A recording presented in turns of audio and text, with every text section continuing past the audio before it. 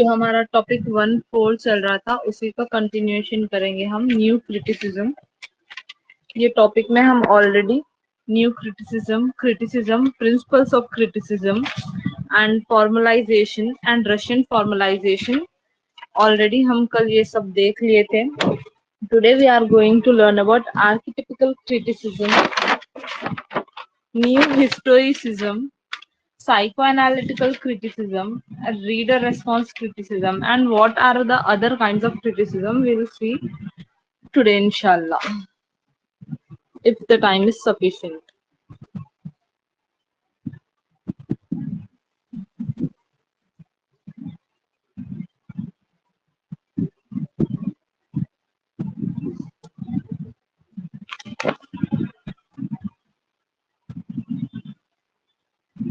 Archetypal criticism. The term archetype denotes the original model of something from which others are copied. See, archetypical criticism. Archetypical का मतलब ये है, archetype का मतलब ये है कि कोई भी ओरिजिनल चीज, मतलब ताजमहल सपोज एग्जांपल ले लो कि वो ओरिजिनल है, अब उसके बाद जो भी वैसे चीज बनेंगी वो उसके मॉडल्स या फिर वो उसकी कॉपी रहेंगी।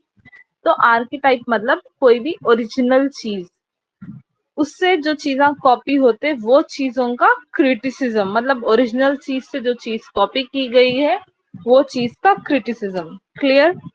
So, patterns of action, character, type, image, which are identifiable as well as in myths, dreams and even social rituals. तो किसी भी चीज में हो सकता, जो हम फंक्शन सेलिब्रेट करते उसमें भी, वालेकुम अस्सलाम, इमेजेस में, पेंटिंग में, किसी भी चीज में हम किसी और चीज को कॉपी कर सकते, उसको आर्कीटाइप बोलते हैं। Moving towards the topic, it concentrates on the language and multiple meanings. ये आर्किटाइप क्रिटिसिज्म जो है लैंग्वेज पे फोकस करता और एक वर्ड की कई मीनिंग हो सकते उस चीज पे ये फोकस करता। मतलब इट डजेंट मीन के अगर मैं एक सेंटेंस पढ़ रही हूँ उसका मतलब मैं जो समझ रही हूँ सेम चीज आप समझना, आप उसको अपने हिसाब से कुछ और भी समझ सकते हैं। It tries to trace some basic cultural pattern of universal meaning and appeal to humanity in a work of art. तो मोस्टली ये क्या करता, कल्चरल पैटर्न्स, मतलब जो ऑब्वियसली देखो जब हम बात कर रहे कोई चीज जो बहुत ही पुरानी है और उससे कॉपी कर रहे हैं, मतलब वो हमारे एशियंट जमाने की कोई चीज हो सकती। अब एशियंट जमाने में क्या चीजें हो सकते, आर्ट फॉर्म्स जो लिटरेचर में हम बात करते। First of all I want to explain कि लिटरेचर क्या है। कोई भी चीज जो रिटर्न फॉर्म में है जिसको हम पढ़ सकते वो लिटरेचर है। तब लिटरेचर में दो फॉर्म्स है, पेंटिंग्स भी एक टाइप का लिटरेचर है, जो आर्किटेक्चर होता बिल्डिंग्स में लिखा हुआ, क्या बोल सकते हैं हम, ओल्ड टेम्पल्स में या फिर मॉस्क्यूज में जो आर्किटेक्चर रहता, जो इनबिल्ड लिखते हो लोग, that all comes under this category। तो वो बहुत ही thousands years पहले से चलते आ रहा। तो ये ह्यूमैनिटी का आर्ट वर्क, जो इंसान अपनी मेहनत से अपने आर्ट से जो चीज करता वो सब इसमें इंक्लूड होते हैं। आज तो हमारे पास मॉडर्न मशीनरी है जिसके थ्रू हम कर सकते, लेकिन इमेजिन थाउजेंड्स ऑफ इयर्स पहले लोग करते थे, मतलब वो ओरिजिनली उन लोग का आर्ट था, उन लोग की प्योर हार्डवर्क थी वो। इसको माइथोलॉजिकल और रिचुअल अप्रोच भी बोलते हैं। रिचुअल मतलब देखो कोई एक फंक्शंस में जैसा होता, एक चीज अपने फोर फादर्स से कर लेते हुए आ रहे वो फंक्शन, तो हम भी वो उसको एक रिचुअल बना लेते, एक रस्म बना लेते, हम भी वो चीज करते। और इसको माइथोलॉजी भी बोलते हैं, मतलब पुरानी कहावतें थी अभी हम वो ही फॉलो कर रहे हैं। तो ये क्वेश्चन आप लोग को यूजीसी नेट में पूछा गया था कि आर्किटिपिकल क्रिटिसिज्म को क्या माइथोलॉजी भी बोलते, यस नो ऐसा कुछ ऑप्शन आया था। तो यस, आर्किटिपिकल क्रिटिसिज्म को माइथोलॉजिकल अप्रोच भी कहा जाता। Let me mention it here, it is known as totemic approach,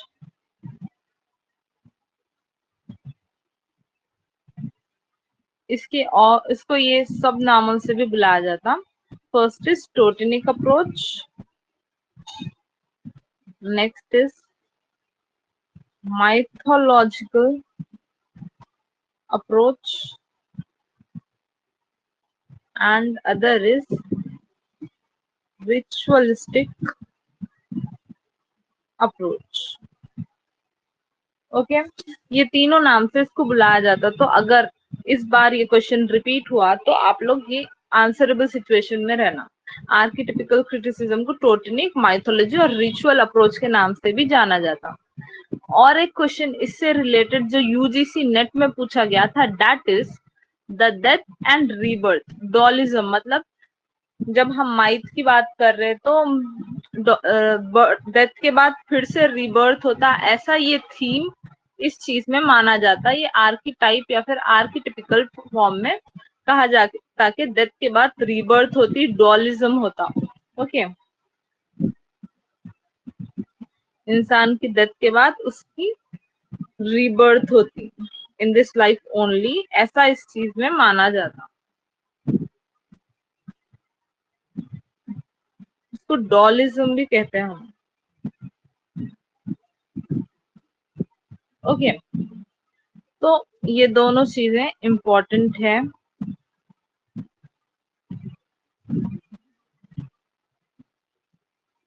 This theme was held to be grounded in the cycle of the season and organic cycle of human life. ये जो birth है, death है, ये सब human life के पीछे मतलब चलने ही वाला, मतलब साइकिल ये राउंड एंड राउंड चलते ही जाने वाला है, कहीं भी रुकने वाला नहीं है। तो इसको भी, इसके ऊपर भी, ये भी एक टाइप का क्रिटिसिज्म है। इसके ऊपर भी कुछ राइटर्स क्रिटिसाइज कर रहे थे, लेकिन कौन कौन से राइटर्स इसमें क्रिटिसाइज कर रहे थे, कौन कौन से फेमस वर्क्स, ऐसा कुछ भी इसकी हिस्ट्री के बारे में नहीं दिया गया है कहीं भी। तो this is all for your subject कि ये क्या है, इसको कौन कौन से नाम से बुलाया जाता है और इसमें क्या क्या चीजें कॉन्ट्रीब्यूट होते। Moving towards our next type of criticism, that is new historicism.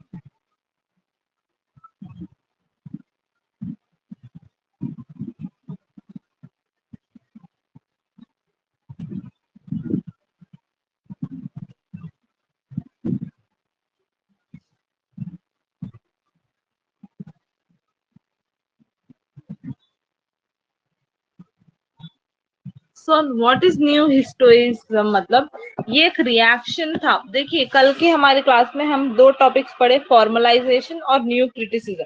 उन दोनों के against I'll clear your doubts at the end of the class. अभी ये देखेंगे। ओके न्यू हिस्टोरिसिज्म, कल हम जो टॉपिक्स पढ़े फॉर्मलाइजेशन और न्यू क्रिटिसिज्म,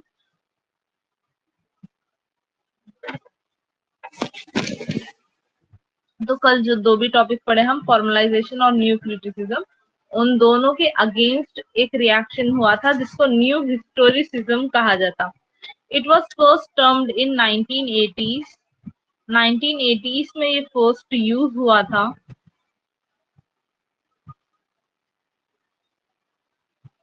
स्टेफन गोनबर्ग की एक बुक थी, renaissance self passion from More to Shakespeare, ये बुक का नाम था जिसमें ये वर्ड यूज हुआ था।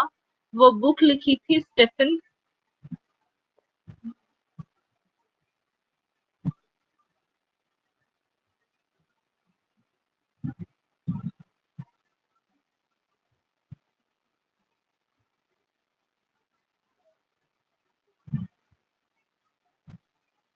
BALTH।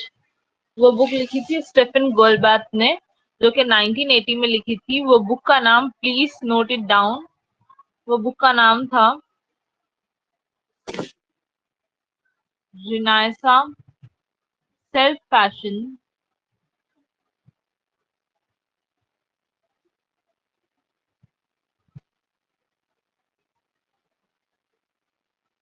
इतना ही नहीं था, अब और कंटिन्यू लिख रही हूँ उसका नाम, फ्रॉम मूर टू शेक्सपियर।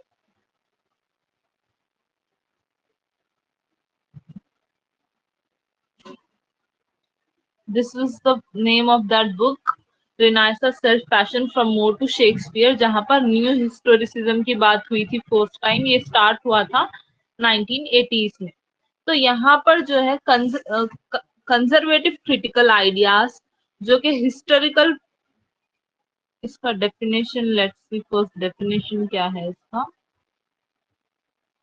तो इसका डेफिनेशन दिया है जैकोबिन पीरियड में।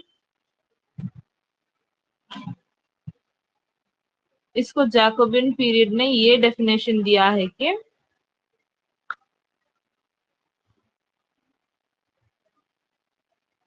क्रिटिकल आइडियाज जो कि हिस्ट्री से बिलोंग करते हैं,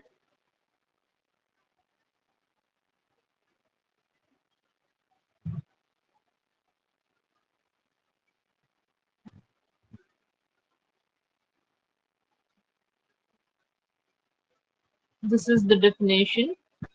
It is a conservative critical ideas and link place with historical period said by Jacobean period. तो जैकोबिन पीरियड में ये ऐसे डिस्क्राइब हुआ था कि कोई भी आइडिया हो, कोई भी ऐसा क्रिटिकल आइडिया हो या कोई भी चीज, कोई भी प्ले जो कि हिस्ट्री से बिलोंग करता, उसको न्यू हिस्टोरिसिज्म में लोग कैटेगराइज कर दिए, डिवाइड कर दिए। इसका बेसिक आइडिया ये था कि लिटरेचर के साथ साथ हिस्ट्री के वर्क्स भी पढ़ना, सो दैट आगे के फ्यूचर जनरेशंस को हमारे हिस्ट्री में क्या क्या हुआ था, पहले कैसा था, ये सब चीजें भी मालूम होना, इसका मेन मोटिव यही था।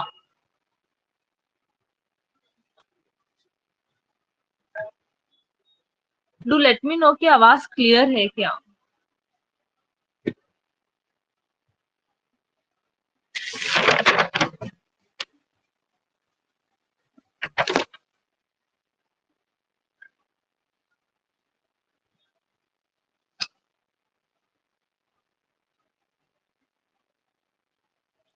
मेरी आवाज क्लियर आ रही है आप लोग को? Am I Audible?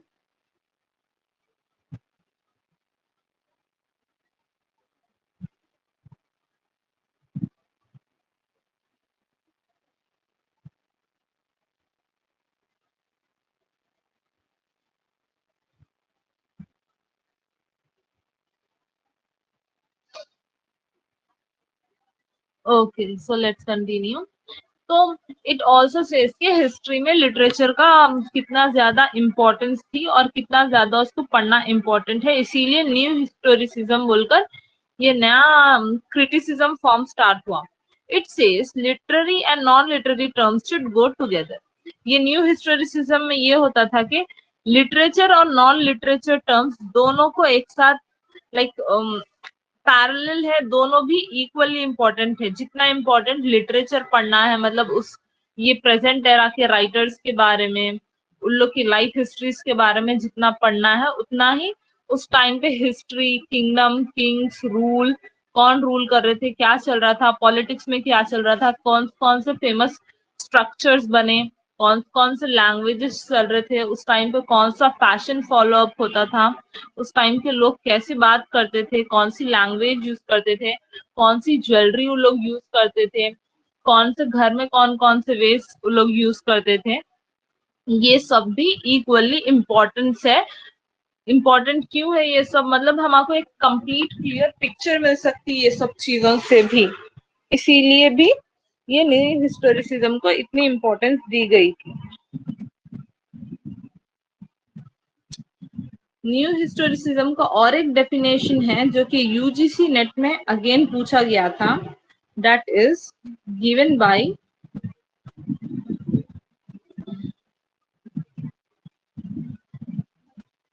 Louis Montrose. This is again very much important. ये 2012 के पेपर में आया था नेट के। New historicism as a reciprocal concern with the historicity of text and the textuality of history। तो लोइस मॉन्टॉक, ये definition आप लोग को एज ए क्वेश्चन दिया गया था, फिर उसमें कुछ राइटर्स के नेम्स लिस्ट आउट किए गए थे और पूछा गया था कि ये किसका दिया हुआ है। I am writing the definition here.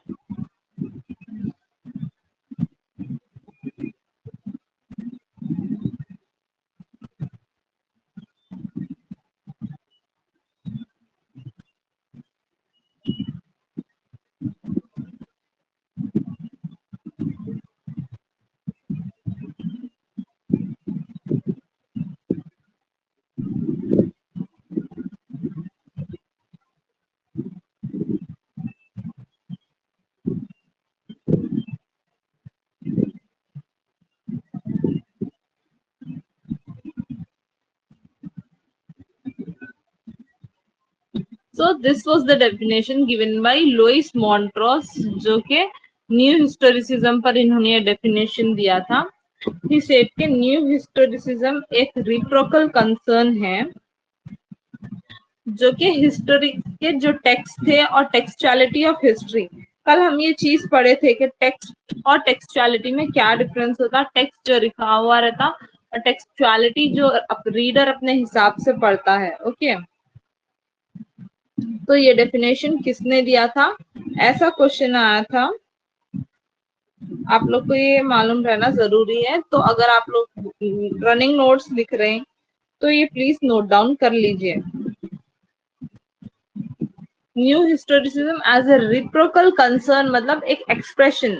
रिप्रोकल concern is nothing but कोई एक एक्सप्रेशन या उससे रिलेटेड, किससे रिलेटेड? हिस्ट्री या फिर उसके टेक्स्ट से रिलेटेड। ठीक है, ये रिप्रोकल ऐसा कोई कुछ हार्ड वर्ड है ऐसा मत समझो। इट जस्ट मीन कि एक्सप्रेशन या फिर रिलेटेड टू हिस्ट्री।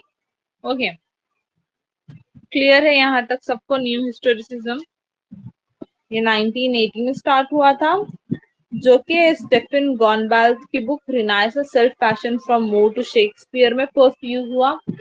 इसमें historical ideas. Okay, so will go with the next thing. कौन कौन से फेमस राइटर्स इस टाइम पर थे? Let me mention that here for you.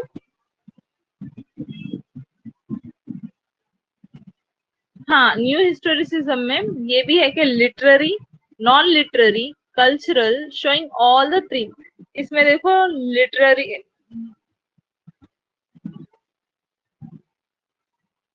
Literary, non literary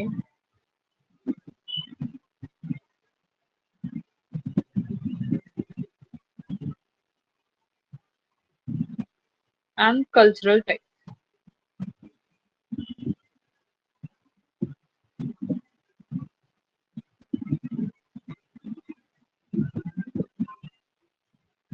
तीनों को इक्वली इंपॉर्टेंस दी गई थी।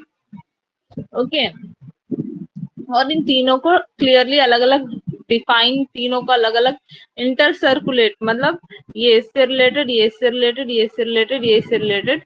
इन शॉर्ट ये तीनों एक दूसरे से रिलेटेड है, ये बताया गया था। और इस पर उस टाइम के लोग म्यूचुअली कॉन्स्टिट्यूट, मतलब एग्री भी हुए थे। लेट्स सी कि कौन कौन से उस टाइम पे फेमस लोग थे जिन्होंने इसे सपोर्ट किया और इसके ऊपर लिखा। First is Stephen Greenblatt, next is Louis Montrose जिसके डेफिनेशन अभी हमने देखा था। नेक्स्ट इज गोल्डबर्ग,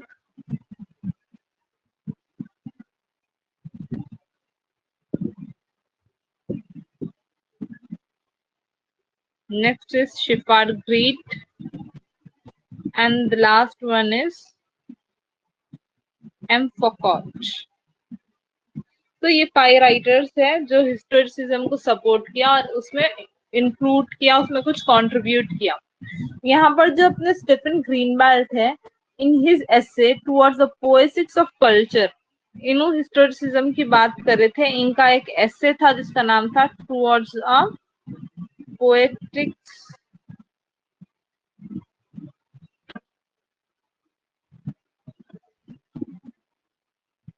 यहाँ पर इन्हीं के नाम के पास मैं मेंशन कर देती हूँ।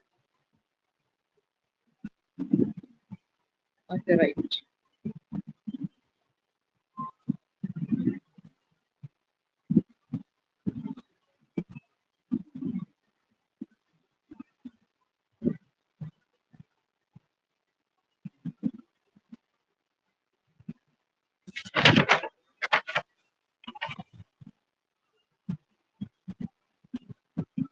सो he wrote an essay, Stephen Greenblatt जो है एक एसे लिखे थे, जो एसे का नाम था towards the poetics of culture, जिसमें इन्होंने न्यू हिस्टोरिसिज्म की बात की, इसके डेवलपमेंट की बात की। ओके, ये भी इम्पोर्टेंट है पूछ सकता आप लोग से ये क्वेश्चन। उनका एसे था ये, स्टीफन ग्रीनबेल्ट का एसे था जिसका नाम था towards the poetics of culture. Okay, clear है अभी? Okay, will take time. जिसको भी क्वेश्चंस है please ask in the chat box, let me clear it for you.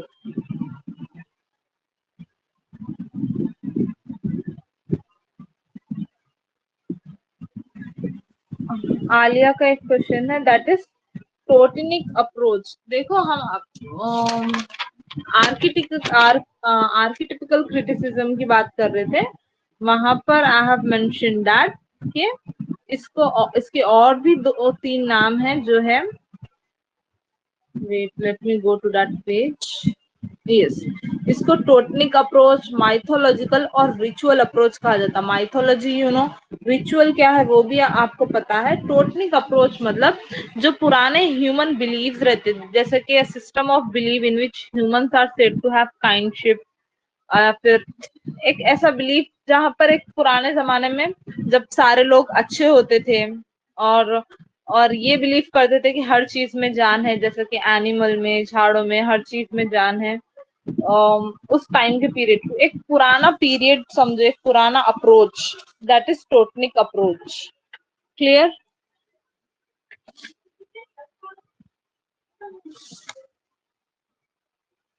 Okay, और कुछ डाउट्स है तो डू आस्क मी, अभी क्लियर कर विल गो फॉरवर्ड।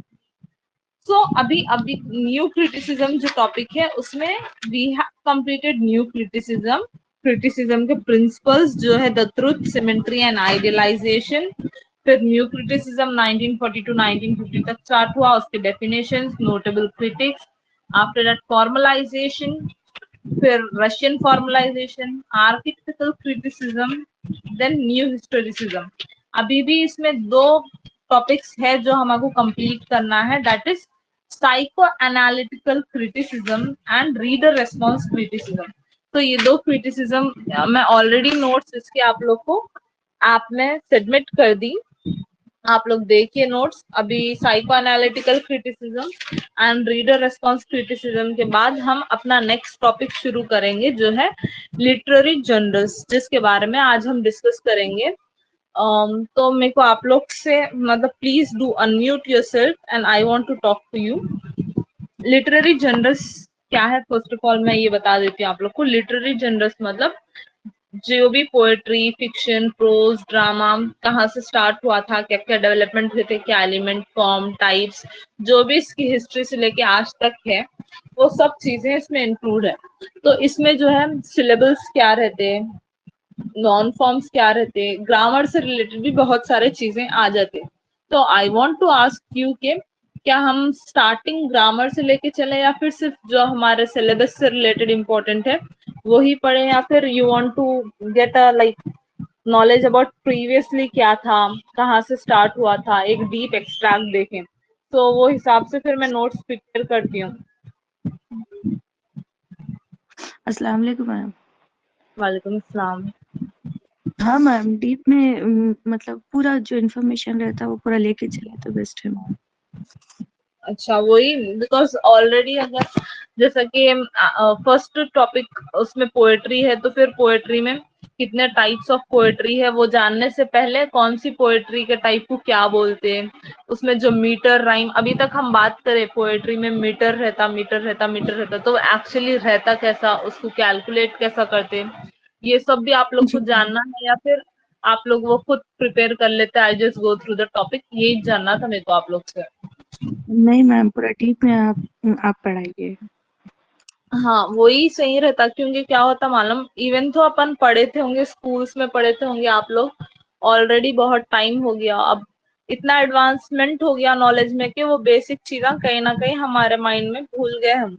तो एक बार फिर यस। से रिवाइज कर लिए जैसा होता, और फिर एग्जाम के लिए मतलब सिलेबस के हिसाब से याद रहता आप लोग को। जी मैम। जी, यही है। तो अभी आज के लिए हम इतना ही करेंगे, कल psycho analytical criticism and reader response criticism complete करके फिर इंशाल्लाह थर्सडे से हम या कल ही है ना, थर्सडे फ्राइडे से हम .15 स्टार्ट करेंगे। एंड ये टॉपिक जो psycho analytical criticism and reader response criticism है, वो 2 कंप्लीट हुए बाद ही we'll go with the questions of this। इंशाल्लाह मैम। और टॉपिक 1/3 के जो भी क्वेश्चन सबमिट नहीं करे, प्लीज अभी टाइम है ना, क्लास के बाद पहले वो टॉपिक में जाओ, वो टेस्ट कंप्लीट करो। और आप लोग नोट्स की हेल्प, एक बार नोट्स रिफर करके भी टेस्ट देख सकते हैं, या फिर एक बार टेस्ट देख के क्वेश्चंस अपने बुक में नोट डाउन करके फिर अगर कुछ डिफिकल्टी हो रही तो नोट्स ओपन करके वो क्वेश्चंस टैली करके देख सकते हैं कि आपके आंसर सही है या नहीं। वैसे आई गेस ऐप में आप लोग को ऑलरेडी आपके कितने क्वेश्चन सही हैं और जो गलत आंसर है उसका क्या करेक्ट आंसर है बता रहा शायद टेस्ट के बाद। बता रहा मैम।